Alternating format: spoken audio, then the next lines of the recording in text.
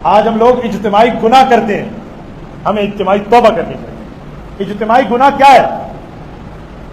آپ صرف wrong physical relation کو اجتماعی گناہ سمجھتے ہیں نا، کہ 2 افراد نے گناہ کر لیا، 4 افراد نے مل کے زنا کر لیا، نافرمانی کر لی، اجتماعی گناہ ہے۔ ٹھیک ہے، اس سے بڑھ کے بھی اجتماعی گناہ ہے، اور بعض اجتماعی گناہ ایسے ہیں جن کو ہم گناہ بھی نہیں سمجھتے، ہمیں ان سے توبہ کرنی چاہیے۔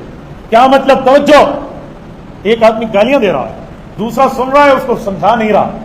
ایک بندہ فلم دیکھ رہا ہے، 4 دوست بیٹھ کے اس کے ساتھ وقت کو پاس کر رہے ہیں جو دراصل وقت فیل ہو رہا ہے۔ اسی طرح 4-5 بندے بیٹھ کر کوئی گناہ کی غیبت کے، کوئی جرم کے معاملات میں بیٹھے ہیں، تو یہ دونوں ایک دوسرے کے گناہوں کے گواہ ہیں۔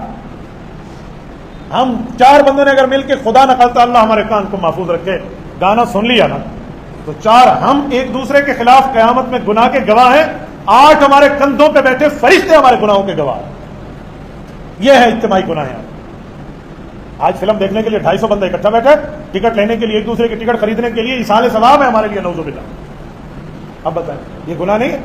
مشترکہ طور پہ فیملی بیٹھ کے گناہ میں مبتلا ہے، یہ اجتماعی گناہ نہیں ہے؟